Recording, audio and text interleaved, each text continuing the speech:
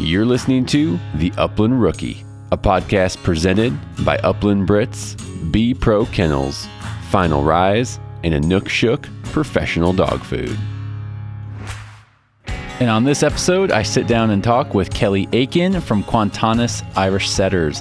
It is one of my most favorite conversations I've had here on the podcast in a long time. Hope you enjoy. Big thanks to our title sponsor, B Pro Kennels. B Pro Kennels is a small business creating ultra high quality and custom dog boxes for the gun dog owner like you and I. No matter how big your string of dogs, B Pro Kennels will make sure you have a box that fits your needs for you and your gun dogs. With an innovative storage design and built-in solar panel and battery bank for quick access to charging accessories like dog collars, lights, fans, you name it. This is a dog box unlike anything you've seen before. Check them out at bprokennels.com. Oh, and they're made right here in the USA. This podcast is also presented to you by Final Rise. All good things start with a solid foundation. At Final Rise, all three of their premium Upland vests are built around the foundational waist belt to provide you all-day comfort and endless customization. With a secure waist belt and thin, high-quality shoulder harness, this is the vest you can load down with birds and walk all day in. Final Rise is creating high-functioning Upland gear that delivers comfort, balance, and a lifetime of memories. Check them out at finalrise.com. And this podcast is sponsored by Trinity Bretons, home of the Épagneul Breton, also known as the French Brittany. All Trinity Breton dogs are from champion bloodlines that are field-tested and family-approved. For over 33 years, Trinity Bretons has worked to offer you the best bred Épagneul Breton in the country. Trinity offers puppies, the Trinity Upland Academy with George Hickox, started dogs, stud services, and a whole lot more. Check them out at trinitybretons.com. What's going on, everyone? Welcome back to the Upland Rookie Podcast. I'm your host, Will Larson, and this is episode 73. And you heard me, well, you may have heard me in the little opening intro, kind of do a brief intro to this episode. And I did say, this is one of my favorite conversations I think I've had on the podcast in a long time, and I freaking mean that. Kelli Aitken and I had a great conversation a couple days ago. I'm actually going to be breaking this episode up into two parts. I think there was a lot of good content, a lot of just richness to our conversation. Thought it would make for a little bit better, a little more digestible podcast, breaking it up into two. So this will be part one of a two-part series. So I'll release the second part of this conversation next week. So make sure you guys stay tuned for the second half.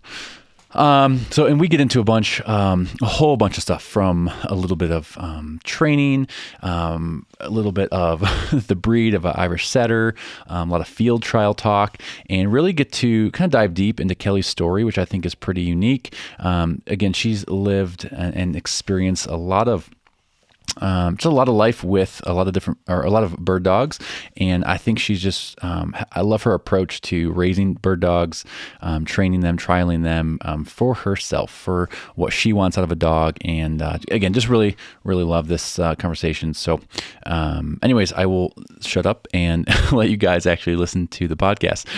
One thing I wanted to dive into, this will be about 5 or so minutes. I'll dive into a little bit of a new adventure I had a couple days ago. Just wanted to update you on a hunt I had last week. And so I'll just kind of recap it. Chased some scale quail for the first time. I've never chased scaled quail before, and took a new guy out from work. He's been out a few times pheasant hunting over the years. And so he's chased pheasant quite a bit. I've been kind of itching to, again, just try my hand at some scaled quail, and I was talking with him about it a little bit. He was down for the adventure, and I said, all right, let's go. So we had a day off work last week, and went down and chased some birds that we've never chased before. My dogs have never chased them. I guess Gage has, actually. Yeah, Gage was down in Arizona last year. So can't say that for Gage, but myself, Wynn, Mac, is all new adventure for us. And so I mean, just some, I guess some learnings. I mean, we went to an area we've never been to. I've never been to this part, of the state before. And there was a lot of land. It was a little overwhelming, to be honest. There was so much land that you really, in hindsight, I probably should have spent even more time doing some pre-mapping with Onyx before I went down there. I downloaded the maps prior to the hunt, and so I had everything accessible offline, which was good. But again, I should have spent probably more time just looking for certain terrain features in the country, because there was just so much of it. And so that was something I kind of walked away with going, I probably could have did a better job of, getting a little more granular with targeting some certain areas. I kind of thought, well, I'm just going to go get my eyes on it, walk it, which is what you need to do sometimes. You need to just get your eyes on there, start walking, and you're gonna kind of figure some things out. And so, first couple fields, I guess not even fields. It's just, again, this is open mass country grasslands. And so, first couple of walks we did. The first one, I'm gonna be honest, I wasn't confident, but we were in the truck for so long. I said, you know what? Let's just get the dogs down, go for a walk, and see what we find. So, again, I was a little bit into the walk, and I was like, this is not it. Like, this is everything I've heard and read about scaled quail. I said, this is not where we need to be. We finished the walk. It wasn't too long. Got back to the truck, drove around a little more, and again, just started looking for a little bit thicker, more structured terrain, I guess. A little bit more grass, obviously looking for water, all those kinds of things. So as the day progressed, we definitely got, I feel, closer to what, scaled quail country might be. Again, this is new for me. I haven't done it before. Had a guy with me who was brand new as well to this. So I feel with every walk we took, it got better. We got closer to what we were actually looking for. We finally got into the cholla. And once we did, that kind of started to click a little bit. But okay, this looks better. This looks like more, scaled quail habitat. So it was fun. We put so many freaking miles on. It was a long drive that day, but we walked our freaking butts off. Hunted till dark. Gage, I think this GPS read 31 miles he covered that day. Wind did just a little shy of that. Mac did, I forget what his was. His might have been like 12 miles, 10, I think it was like 10 miles, but, so they were beat. I mean, they were beat up. We didn't run into too much, cactus and pokey stuff in their paws. Wing got into it a little bit, towards the end, but I mean, they ran hard. They covered ground, which I was happy with. It was really nice just to let them get out there. I could see them range forever. So that was really nice to see, them just kind of cover some country, stretch their legs, and again, put on some miles. And so I'll say they slept well that night. I think we all did, once we got home late. But man, it was fun. It was fun seeing a new area of the country, and it was a beautiful landscape. Again, got to watch the dogs. We did not come across a covey, which was a bummer. I mean, it's always going to be that trade-off when you try something new. You think you did your homework. You think, it looks right. Sometimes it doesn't pay off. And that's how hunting is. You're going to have days that, are going to be banner days. You're going to get into the birds heavy, and you're going to have great dog work, and it's all going to come together. But there's going to be some days, that you have a bust. I mean, you don't find a bird. And so, it happens. It's okay. You know what?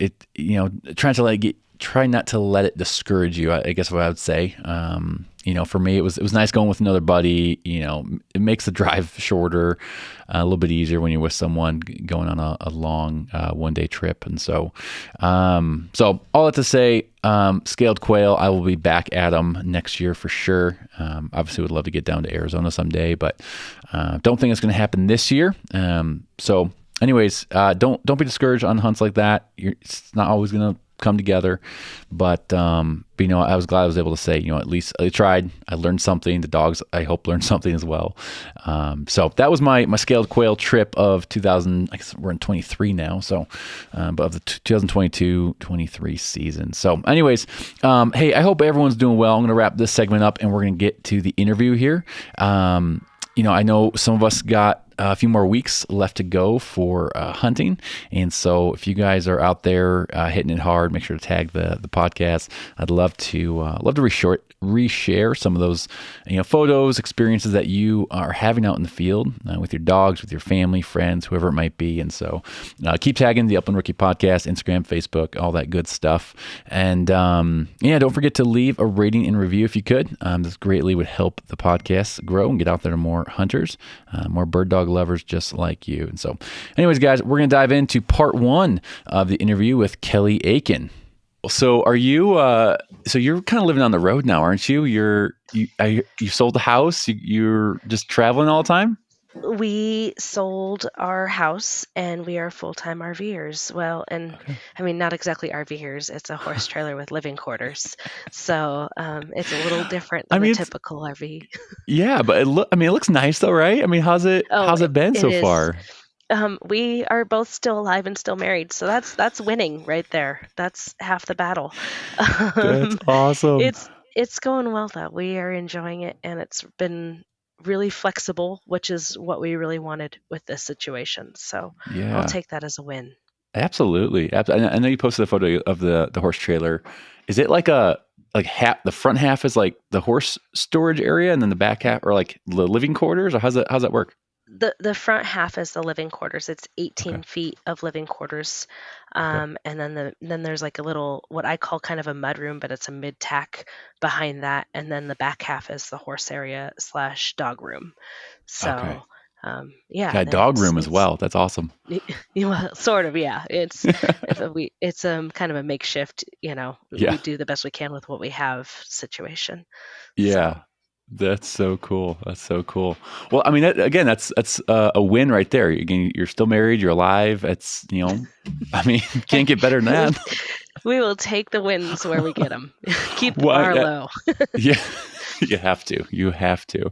I mean, this might be a good segue. I know we'll touch on it later, probably as well. But what led you to just kind of go on the road? Sell the house, get the trailer, and start traveling around. Well, the house that we were living in, which my husband bought before he met me, wasn't ideal for the kind of lifestyle we lived. I mean, between the horses and the dogs, we were living in the middle of the city, and our neighbors really liked our dogs and everything, but it just wasn't the best situation. And the worst thing is my husband's OCD, and so we'd come home from something, and his lawn had to look as good or better than everybody else's. So it just got really, with the amount of traveling we did, it got to be so Sure. much work to keep up on the homestead and have that curb appeal, so we didn't, cause any issues for living Sure. the way we did where we lived. So, Yeah. um, and we were spending 8 months of the year on the road, Oh or wow. 7 or 8 months, and it's like, why are we paying for a house that we live in for 4 or 5 months a year Yeah. when we could be, living wherever we want, whenever we want? So Exactly. That's good. I'm just curious. Were you in like an HOA kind of situation where you lived? no, no, we Okay. weren't, and I Okay. mean that would have been impossible, I suspect. Yeah. But it was a good sized Yeah. city, and there it was just some neighbors, when we'd pull before a trip, we'd back the horse trailer down the road and into the driveway, and some neighbors would be just in shock, and roll their eyes at us, and some neighbors are always cheering us on. The good Yeah. neighbors are Yeah. always You get cheering us those on and saying, mix. "You guys are so amazing," and this and that. So it was quite entertaining. That's hilarious. And the reason I ask that is we're at South Denver and we're in HOA and it's hard, I have to Yep. have like secret dog runs in the backyard and we have chickens Right. and all this stuff. And so Yeah. hopefully Yeah. no one from my HOA is listening to this, but If so, Will yeah, Larson. yeah, exactly. Wasn't me. It's a different guy. Different guy. Yeah. Yep. Well, Kelli, let's back up just a touch here. Let's do some introductions. Can you just tell us who you are and maybe a little bit about yourself, and Sure. then go ahead and put the listeners on the map. Where are you chatting to us from? Okay, I am Kelli Aiken. I have Quantanis Irish setters. Um, I have been bird dogging for about 12 or 13 years now.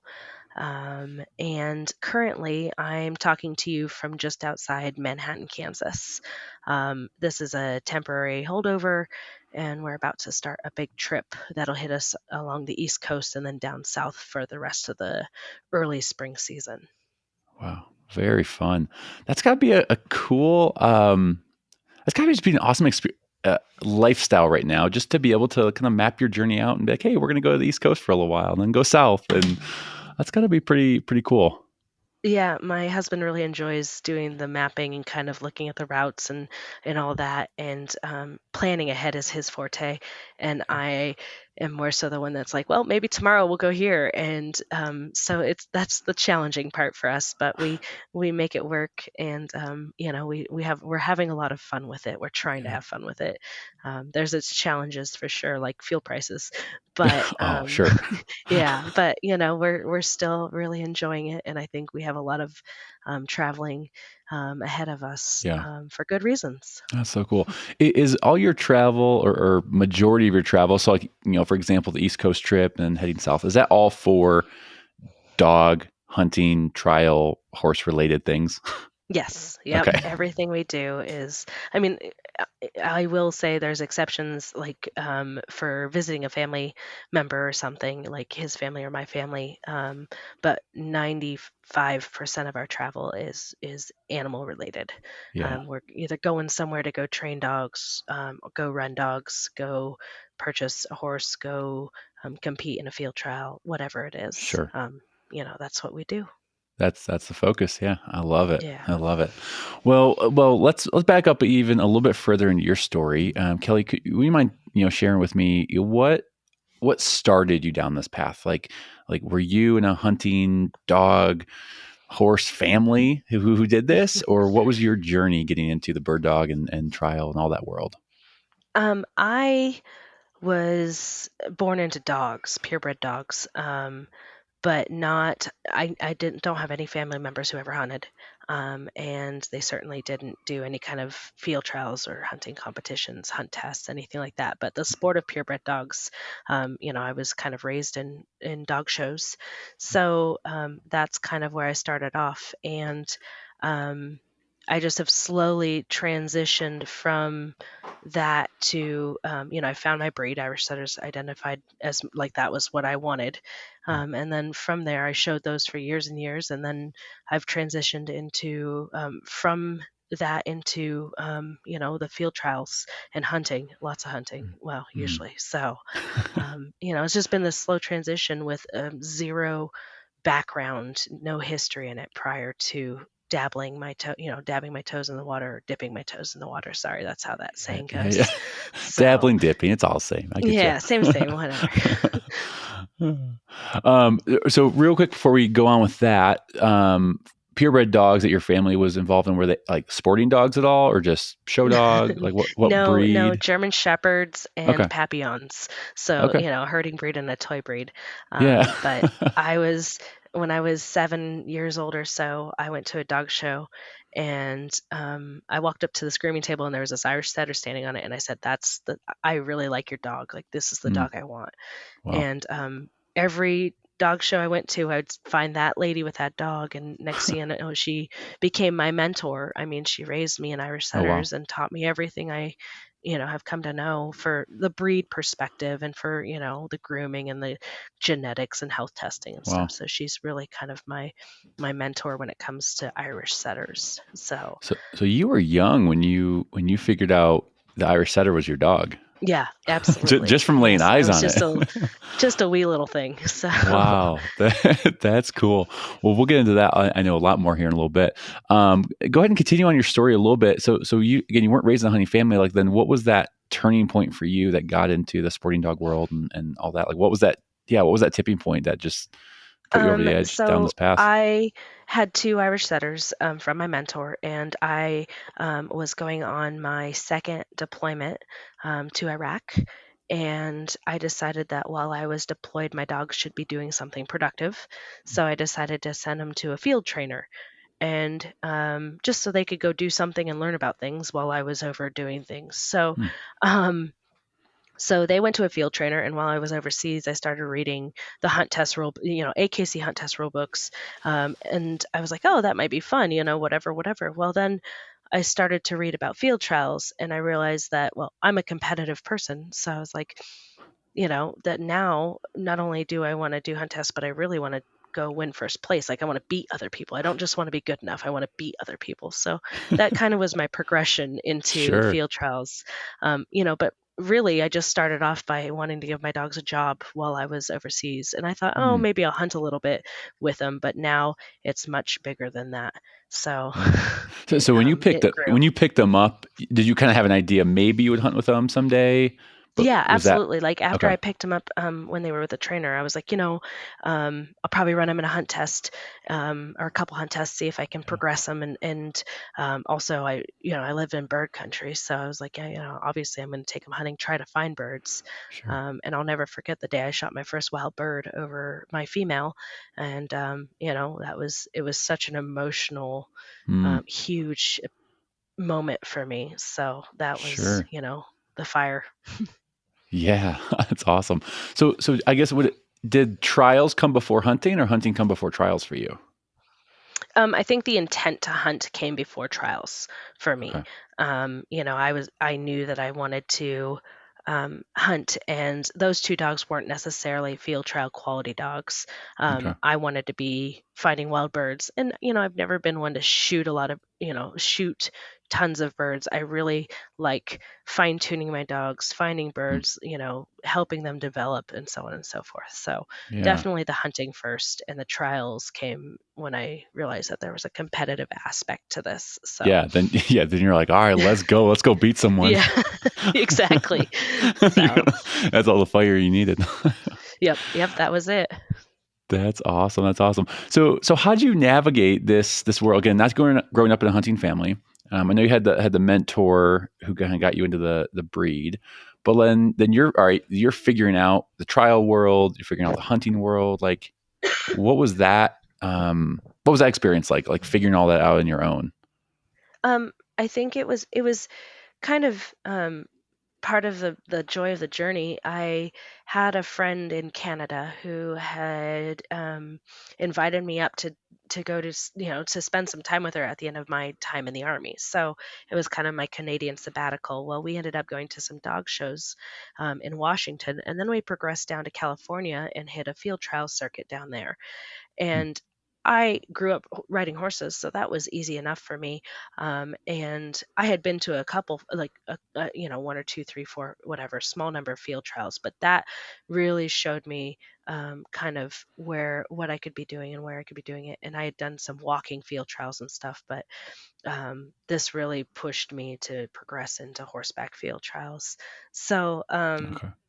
that was really the progression. I met who's now my field trial mentor, and Trina Cardwell, from she's out in Washington, and she has literally taught me 95% of what I know. So I got myself a person that inspired me and a mentor for the field world, Hmm. and I just really have set myself up to learn everything I can. Yeah. That's so cool. I mean, yeah, I mean, there's so much to take in and learn, from the dog side, from the competition side, from the Hmm. hunting side. Like it, it can be a little overwhelming. I know, you know, I look back at my journey starting out, like it was so overwhelming, like getting into that and learning all the things that they're. It's It's it's just kind like, of crazy.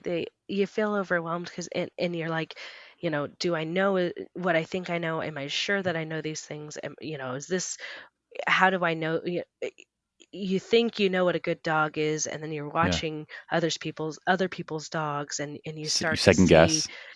yeah, you start to see, you start off in the game and you're watching dogs and you're like, oh, I'd put that dog up. And you watch judges put other dogs up. And it's funny how over the years my brain and my eye have changed, and I've started Mm, to learn about what they were saying and why those people, so we grow. And that's kind of been the joy of it, is starting off as somebody who knew nothing and Yeah. watching as much as I can and picking brains and listening. And it's amazing what you can discover, start to learn for yourself. So that's been a Yeah. fun thing to do for me. Oh, absolutely. Yeah. Yeah. I mean, so with the field trial, have you been able to? You say you have a mentor in the field trial kind of game Yeah, right now, yeah, I and do. what Hmm. has that experience been like for you over the years? Um, I think, well, the first thing is it's been a female, so it's kind of been interesting because there's not a whole lot of Mm, professional female field trialers out there. So it's been good because it's helped me realize that I have to maintain, I really want to be taken seriously. mm, This person is taken very seriously. mm, She's, competitive and sportsmanlike and mm, so on and so forth.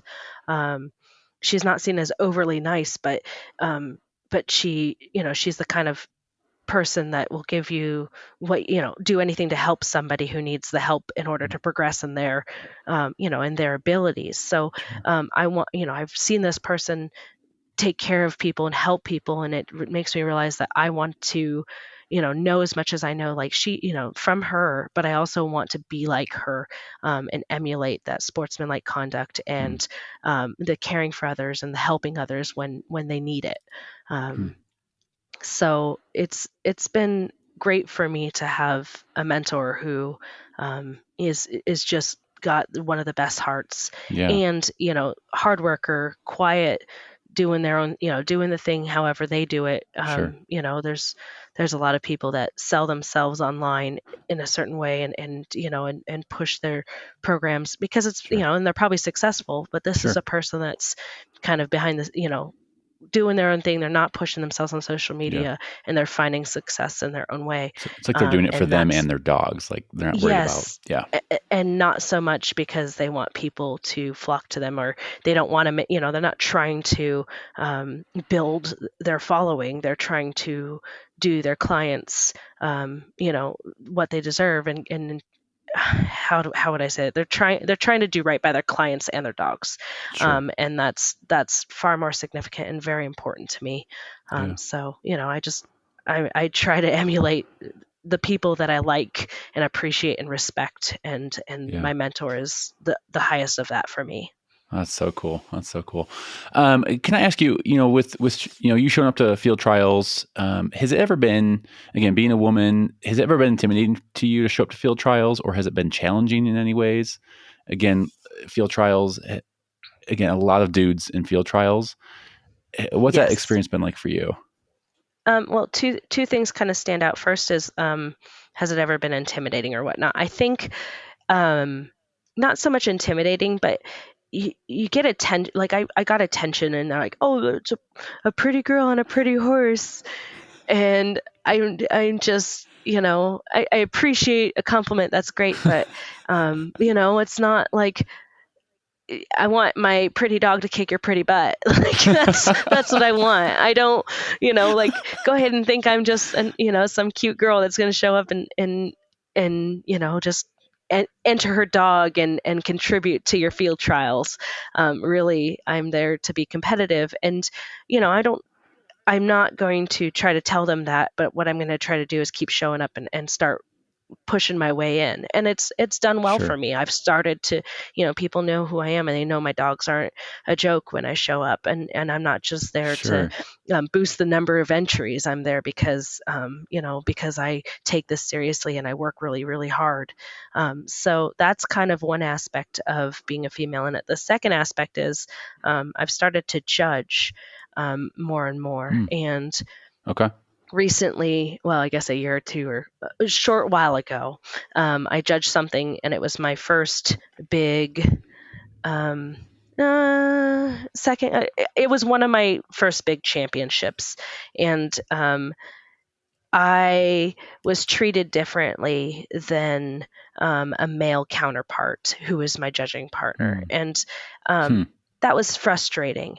So Yeah. it's just that's really kind of affected the way I the assignments, the judging assignments I take, and two, the way I conduct myself at a field trial when I'm judging. Mm, It just there should never be a difference in the way I'm treated versus the way my counterparts treated because they have male, they're male and I'm not. So, and this came down to I was, it just should never happen. I shouldn't be treated, sure. addressed differently. Yeah. So that's kind of been a side effect, something I've had to deal with. And a lot of females who are, doing this have had to deal with. So it's something that I'd like to see change. But all I Yeah. can do is continue to show up and continue to conduct myself in a professional manner. We're going to make Yeah. mistakes. Like Sure. I've made mistakes as a judge or as a competitor. It's what Yeah. I do. Every It's what human happens. does. Right. We're Yeah. human. We can make mistakes, but Right. we try to go forth and do the right thing going forward after, get better from those Yeah. mistakes. So Yeah. Yeah. I mean, like you said, all you can do is keep showing up. And I was going to add, keep kicking their asses in with your dogs. try not to push that too hard. Yeah. I don't want to jinx myself. I really No, absolutely. don't. Absolutely. Oh, it's got to keep the fire lit though. I'm sure just, I don't know. Again, the competitive side I think probably takes over, and does it give you more fire, like more fuel to like keep getting better, keep working harder out there? Yeah, Or it does. It pushes me, and it makes when I am successful, it makes it that much better.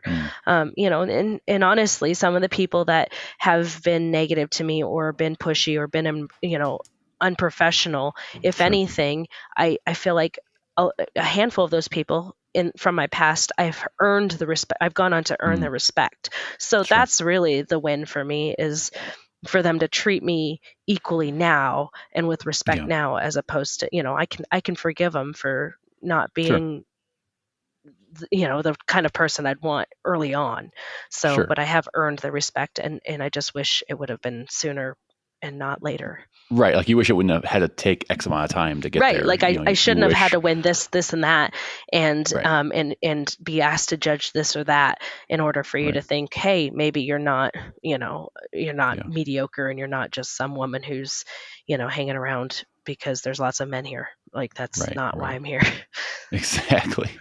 Are you seeing more women in field trials? And you're probably doing tons of trials across the country. Is that something you're seeing more of, or not really? Well, I don't think because I've only been doing it for a dozen years or so. I don't think that I'm a fair um, someone who can fairly analyze that because in the time that I've been doing it, I would like to say that I've seen equal, like a level.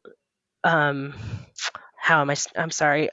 I've probably I haven't seen a change in the Okay. number of women It's been attending. the same Um, since you entered yeah, or for since you me started. personally, from what I'm Okay. seeing, Sure. um, I don't think our sport is growing per se. We're kind of a dying breed, but I would like to say that I don't think there's been much change. I feel like I've seen more successful females as the years have gone on. Hmm. I've seen women do bigger and better things, but I don't think the number has changed. Hmm. I just think we've Okay. gotten better. Sure. Nice. That's awesome. I want to touch on what you said just a second ago about this kind of a dying sport a little bit. Mhm. Like I've heard that tossed around like for years, ever since I've been doing Right. this. Different events I've gone to, people they always struggle to get entries, and this and that.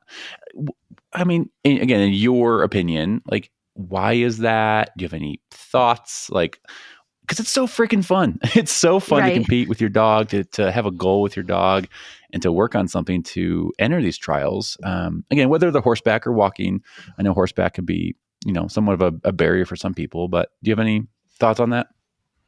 Um, I think a lot of it has to do with the reason I got into field trialing was because I wanted to start hunting with my dogs, and I feel like you know the bird numbers really is as cliche as it is. I feel like the bird numbers are affecting the desire of people to get into hunting or to Mm, continue hunting and spend their money on their dogs and going out there. And so.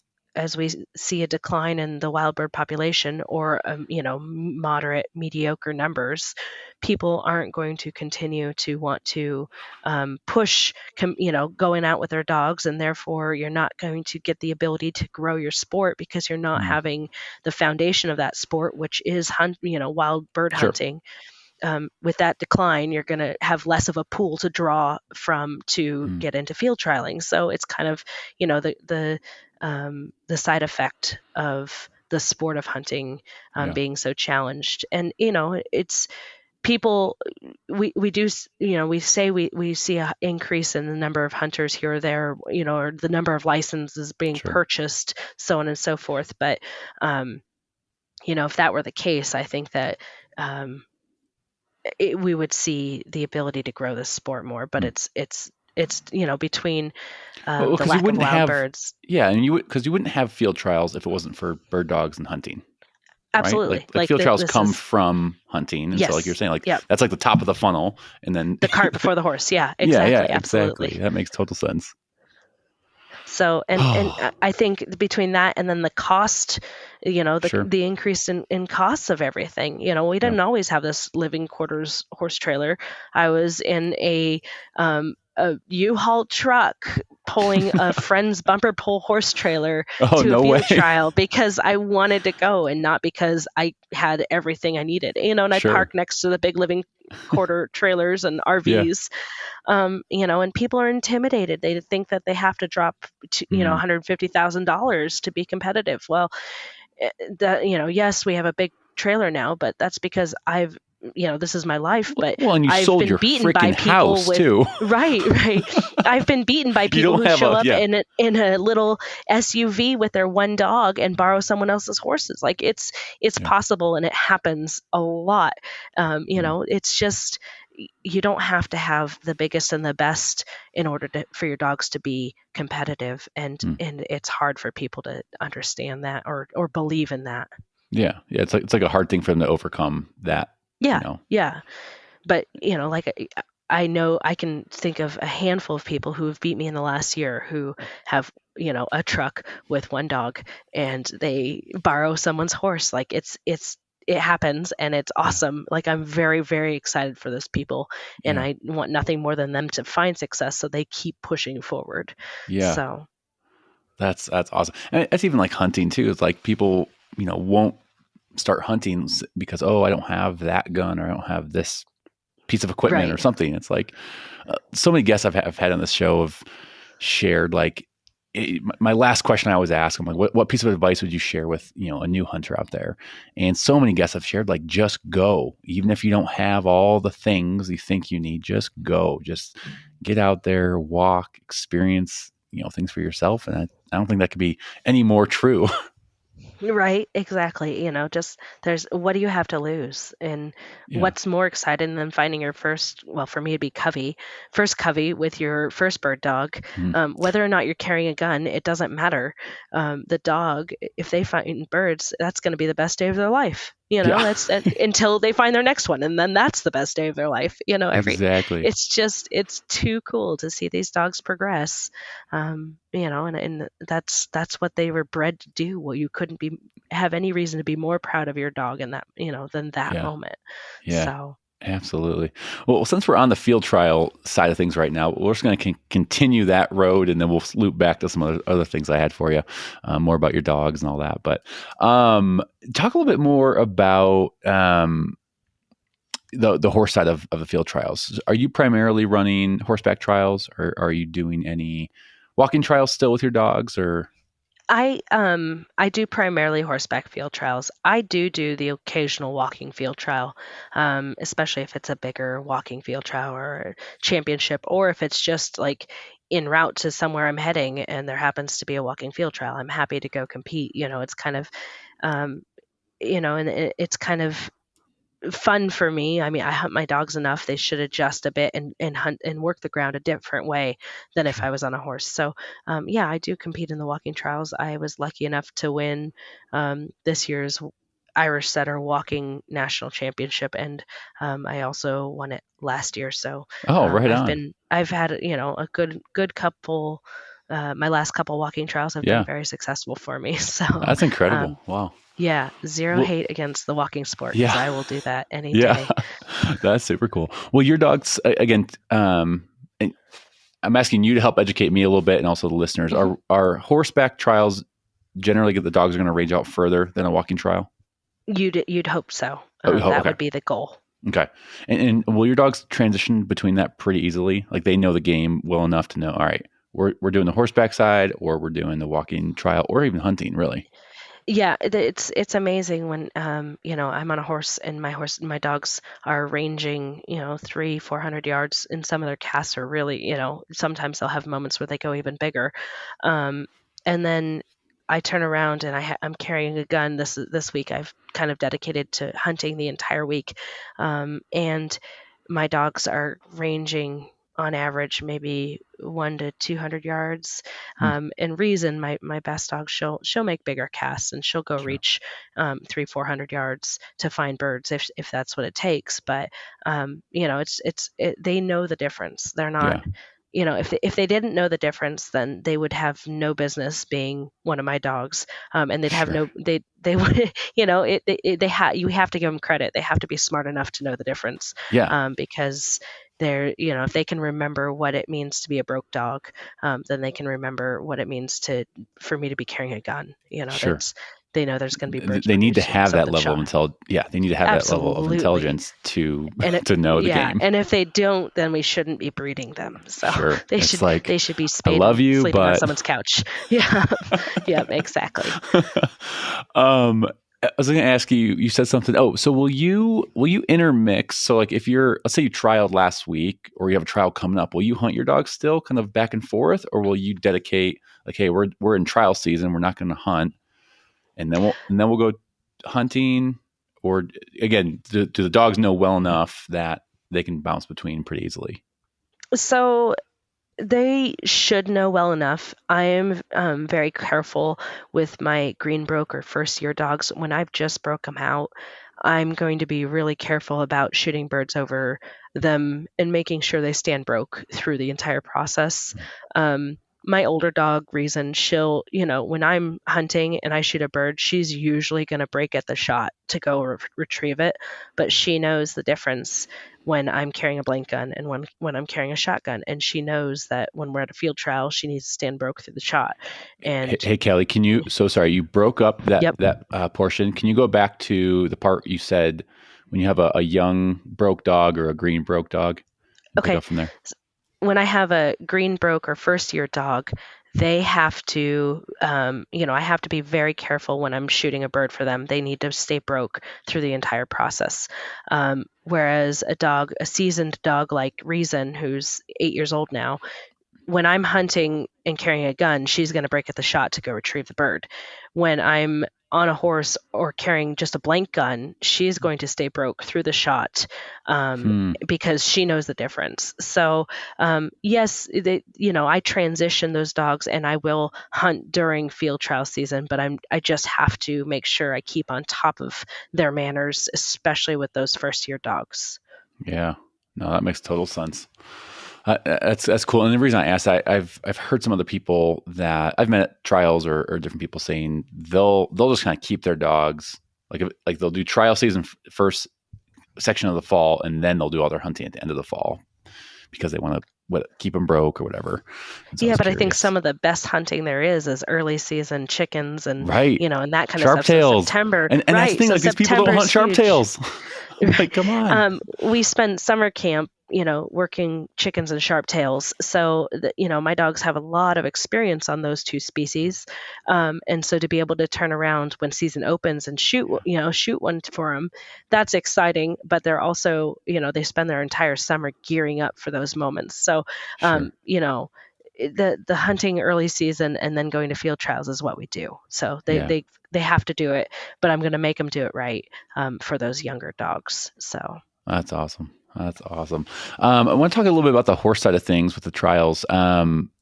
So like a gated horse, for example, again, I've Mhm. heard this from other people. I know even on your Instagram profile, this is gated Yeah. horses. Talk about what is a gated horse? Why is that important? Why is it not important? tell us a little bit more about that for field trials. So for field trials, we're riding along at a certain pace. And for a gaited horse, that is called that we're usually at you should be anywhere, you're looking usually at a flat walk, but really sometimes we get into a little bit faster than a flat walk or a running walk even. For a gaited horse, that's a running walk, and it feels like um, glass. I mean, a good Hmm. gaited horse should be very, very smooth. It's not going to take any effort for you to stay comfortable while you're riding for long periods of time. Hmm. Whereas a normal, a standard horse like a quarter horse or a thoroughbred or Arabian, to keep that speed up, let's say the speed is, I don't know, 10 miles an hour, they're going to break into a trot. And Uh, for humans, when in a trot, one, you're either going to sit there and bounce and it's going to be awful for the entire time, or you're going to post and your thighs and buttocks are going to be killing you. So, the difference is that it just comes down to human comfort. And some people like the challenge of posting for 2, 3, 4, 6 hours a day, and good for them. They're awesome and very, very fit. posting Yeah. meaning. It's a way to avoid the bounce of the trot. So you're like sitting, Oh, okay, okay. you're basically raising your body up every other step of the Oh, horse. wow. And so, you're using those Ab thighs to workout right raise and lower. there. Yes. Yep. Raise and lower. And so Jeez. it's not bumpy for you, but you're responsible. Just one sec. No, you're good. Sorry, they all think they need a drink of water right now, and I'm sure you can hear it on the mic. So, No, I can't. We're good. okay. So, anyways, at 38 and 52 seconds, if you wanted to resume, that'd be great. No. But so the standard horses, it's just a lot of bouncing or a lot of effort from the human to be comfortable. So that's why gaited Okay. horses are preferred for the sport. They're not mandatory. I've Right. seen people use trotting horses, and I've used a quarter horse mix early on when I needed more than one horse, and I only had one gaited horse. So, Okay. but it's a lot of work. It's very Wow. different.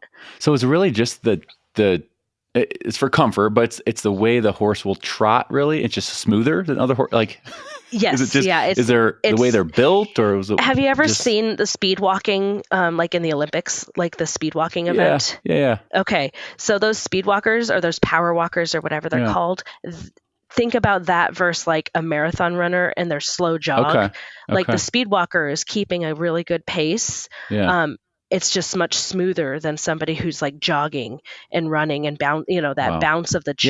jog is Okay. is that's how I would compare it. And It's that's a not training. extended. That's how they. It's genetic. That's genetic. Wow. Yeah. That's So that's fascinating. how I would describe the differences. You got a jogger and you have a speed Yeah. walker, and that speed walker is just using those hips differently, and it's a smoother gait. They should glide as opposed to a Yeah. jogger who's bouncing up and down as they go. Yeah. So That's crazy. So I've only been on a gaited horse, and so I don't have anything to compare it to. It yeah, was a good experience. I mean, I was sore the next day, but right. I'd be curious to see what that would feel like, because again, only being on a gaited horse, I was like, oh, this is good. So Yeah, right. Like, oh, okay, if that's what it's yeah, supposed to do. yeah, Yeah, yeah. that's you would be much more sore if you were Okay, not on the okay. gaited horse. That's the best way Well, I can put it for you. I may have undersold that. I could hardly walk the next day. Okay, just There's be real. muscles you never knew you Let's just had, be right? real. Yeah. Oh my gosh. How many horses would someone need? Again, that's probably going to depend on how much you're trialing, how many events you're doing a year or a month or whatever. But like, Mhm. can they have just one horse and do couple trials a Absolutely. month? Okay. I know, friends of mine and even I started off with just one horse. And the thing is that you just have to manage how much you're riding it. If they're in good shape, you can ride them for, 3 or 4 hours a day at a field trial, and they could be okay for 2 or 3 days. Okay. The average horse can take that as long as they're in shape going into it. Okay. So, if they're not, you're looking at, 2, 3 hours, and then they might not, they might be too sore for the next day. So you just got to make sure your horse is in shape, and you can do a full field trial weekend, and ride a good number of races every day and see a lot Okay. of the field trial and be fine. Okay. I'm guessing if you're judging, is that because the judge will be out pretty much all day, right? Yeah, Because judges could be out for I mean, there's sometimes that I've judged and I've judged 5 straight days, and you're talking jeez. 6 hours of judging a day plus the intermittent time. So you could be riding, you could be on a horse for 8 hours a day. So at Wow. that point, I'm going to want at least two horses. So each horse has a To half a day. switch. Yep. Okay. And so I ride one horse in the morning, one horse in the afternoon, and it's ideal to have a third horse so I can have Mm. they can have 24 hours off between their, or two, two Recovery half time. Yeah. days off. Yep. So that's the ideal situation when you're Okay. judging. Okay. Could you talk a little bit about again the introduction with bird dogs to a horse?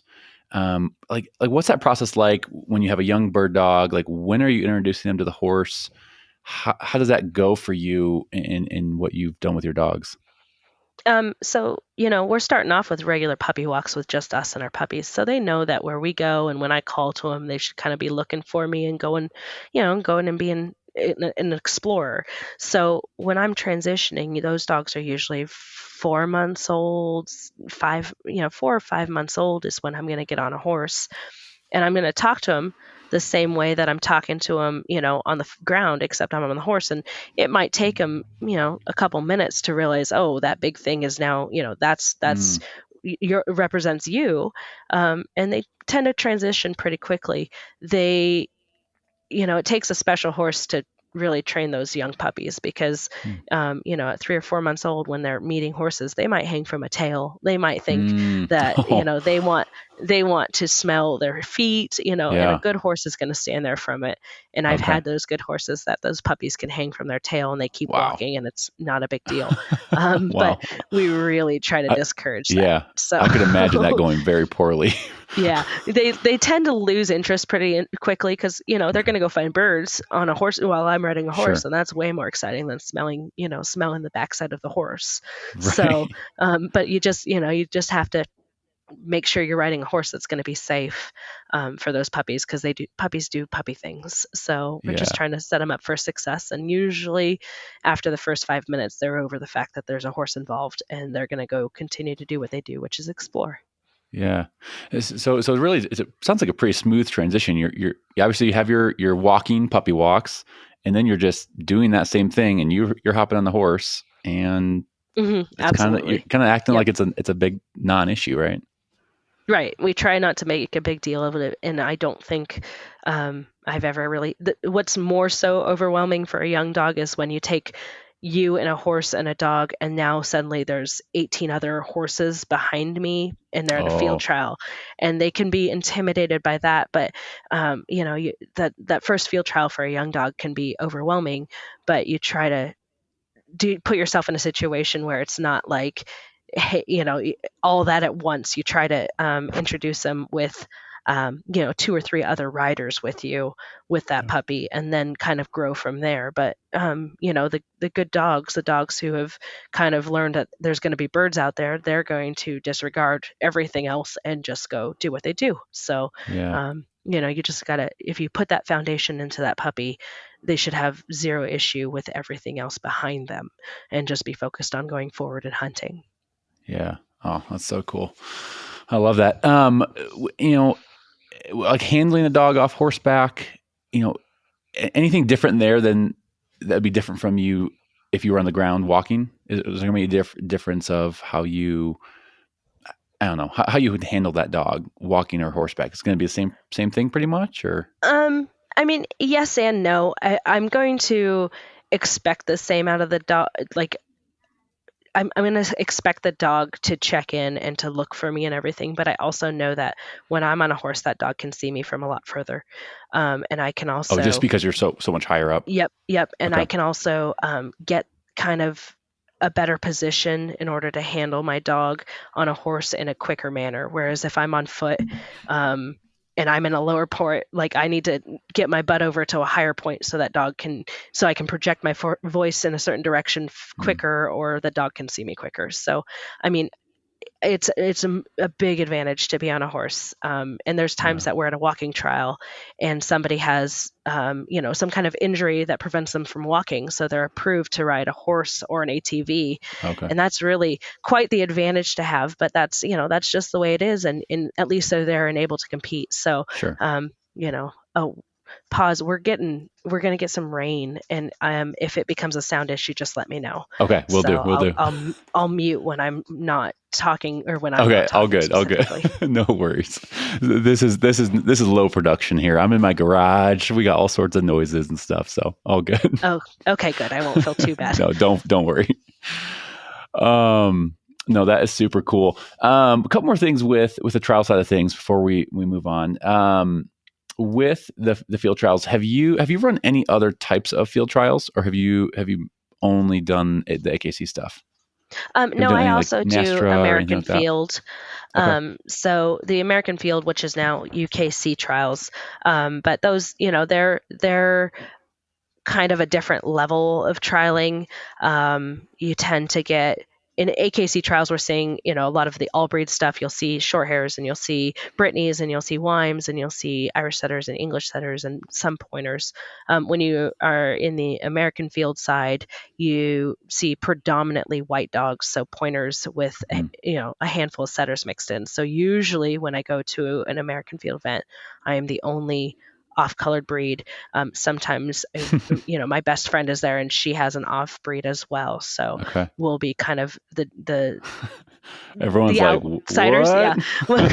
Yeah. when they see us for the first time, they're like, Yeah. that's interesting. And then they learn that we work Yeah. hard and play hard. So, Yeah. but those are really the only two venues I compete in. I've not done Nastra. I've not done NAVDA. I have a Okay. dog that I've bred that's training in NAVDA and working towards their UT, but I myself have not Yeah. ever dabbled in that.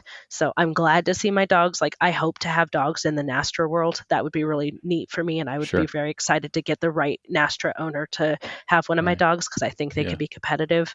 Sure. But I don't have time to do all Yeah. of the things. You gotta probably So focus on. Yeah. yeah, I mean, with hunting and those two venues alone, it keeps me very, very Oh, busy. I So can only imagine. Can only imagine. What is it about the trial world that you love so much? Like, what keeps you coming back, and that is just a fun component for you? being competitive, like, I've always really been a competitive person, whether it's, who can read this book the fastest, or, who Oh wow, who can, you're taking everything. right. Like, who's the best poker face and can play Texas Hold'em, whatever it is, I always want to be competitive. I like to try hard. I like to win. I like to be good at things. So, with this, it just comes down to, like, I like to win. I like to have good dogs who earn those wins. So that's really what the trial thing is for me. I just like to compete, but I also I love the people. Once I love the friends that I've made in the sport. They're more so family. I spend more time with those people than I do with my actual family. And that's, Sure. So they're Sorry, my fam, dog but family, right? At our wedding, 2/3 of my invitation list was people I've met through dogs, and that's just, that's kind of enjoyable for me, and it's there's just nothing like it. And when I can be on a horse, which is something that I've always loved as a child, and handle my dogs, it's just the two best parts of my world. Yeah. All right, that's a wrap of part 1 of our conversation with Kelli Aitken. Don't go anywhere, because next week we'll be dropping part 2, and we're going to unpack a lot more on trialing, more of Kelli's journey into the bird dog world, and what she looks for when picking puppies, developing a young bird dog, and so much more. Hey guys, if you're enjoying this podcast, if you enjoyed this conversation or previous episodes, make sure, 2 things. Make sure you're subscribed to the podcast, whether that's on Spotify or Apple Podcast, and also share it with a friend. Maybe share it on social media in your stories to Facebook or Instagram. And what's one thing that you took away from an episode? What's something you learned? What's something that maybe inspired you, and would love to help get that out there. It definitely will help grow the show. Might reach someone who didn't know this was out there, that could spur them on to take their next step in their upland journey, whether that be something training related with their dogs, or just encouraging them to get out there, go put some miles on those boots, and experience some of the beautiful country that we all get to see. Also, leave a rating and review on Apple Podcasts. There's a star system, there's a little review section. Would love to help get to 200 reviews. We are very close, and so if you can do that, that would be awesome. Remember, part 2 of this conversation with Kelli Aitken is coming up next week, so we'll talk to you then. But until next week, go put some miles on those boots and follow your favorite bird dog. Take care.